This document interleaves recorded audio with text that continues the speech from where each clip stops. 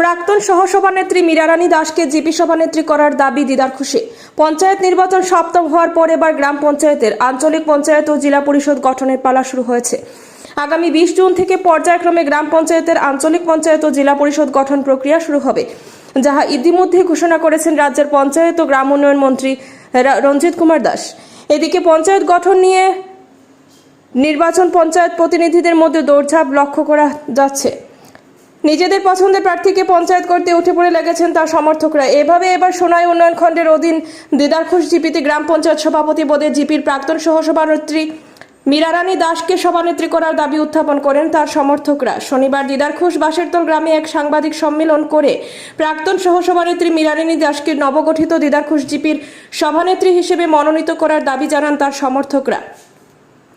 গ্রামবাসীদের পক্ষে এদিন বক্তব্য রাখেন প্রণতিবালা দাস, রানু বেগম লস্কর, ইন্দ্রজিৎ দাস, সুসেন মোহন দাস সহ অন্যান্যরা। সাংবাদিক সম্মেলনে অন্যান্যদের মধ্যে ছিলেন মালারানী দাস, শিল্পী দাস, সীমা দাস সহ অন্যান্যরা।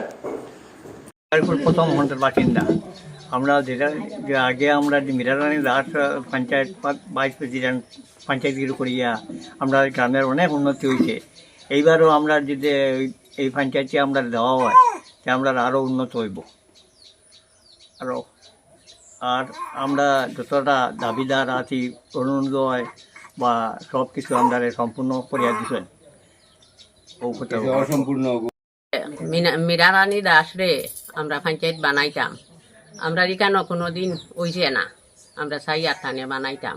আর আগেও তো আসলা ভাইস প্রেসিডেন্ট, সে থানে সাইয়ার আমরা বেশ কাজ করছই, রাস্তাঘাট জলের ব্যবস্থাও করছই বা অরুণোদয় দিছই, বহুত কিছু করছই। এর লাগে আমরা সমর্থন নেই আর থানে বানাইতাম। এখন রাস্তাঘাটেরও মনে ভাবছি যে আমরা এই বছর পঞ্চায়েত বানাইতাম, কারণ অন্য জায়গার সব জায়গার মধ্যে পঞ্চায়েত হয়েছেন, কিন্তু আমরা এই জায়গার মধ্যে পঞ্চায়েত হয়েছেন না বাঁশেরতলের মধ্যে।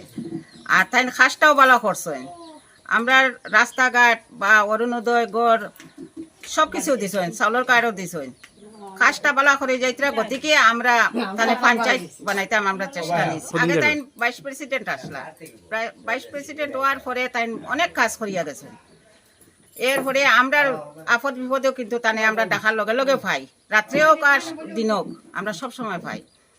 এর গতিকে তানে আমরা এই বছর মনে ভাবছি যে আমরা পঞ্চায়েত বানাইতাম।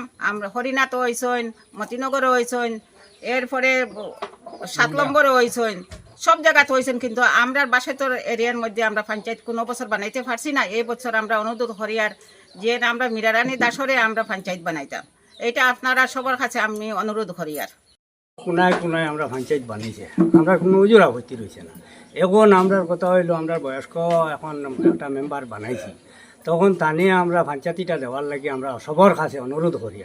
আর জিপিরও যত মেম্বার আছেন সবার কাছে আমরা অনুরোধ জানাইছি যে আমরা এই পঞ্চায়েতটা এই বছর আমরা এই 5 বছরের লাগে আমরা দেওয়া হোক। মীরারানী দাসে দেওয়ার লাগে আমরা অনুরোধ করি আর সবার কাছে। দিদারখুশ প্রথম খণ্ডের মাঝে সব জিপি মোটামুটি আমরা দিদারখুশ জিপির মাঝে গোটা কোনায় কোনায় সমস্ত পঞ্চায়েত হয়েছে। পঞ্চায়েত হওয়ার পরে আমরা লাস্ট আমরা একটা বার দাবি করছি, কারণ তারও বয়স হয়ে গেছে। এই 5 বছরের লাগে আমরা অনুরোধ করি আর যে আমরা এই সভানেত্রীরে মীরারানী দাসরে পঞ্চায়েতটা দেওয়া হোক। জিপির প্রেসিডেন্ট একটা বার আমরা চাইছি যে বাঁশেরতল গ্রামের মধ্যে পঞ্চায়েত একবার তা আনার লাগে অনুরোধ করছি।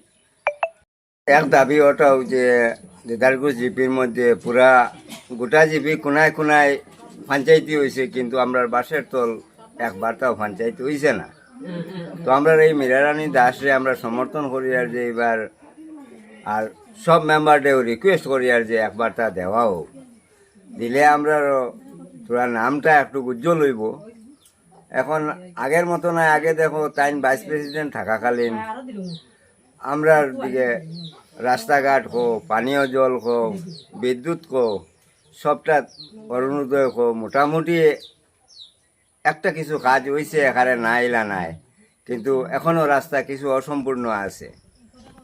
আর আমরা দিলে আমরা পঞ্চায়েতটা একটু বলা হয় আমরা এখানে, ও কথাও আমি চাই আর 10 কাছে, 10 মেম্বারের কাছেও ওটা রিকোয়েস্ট।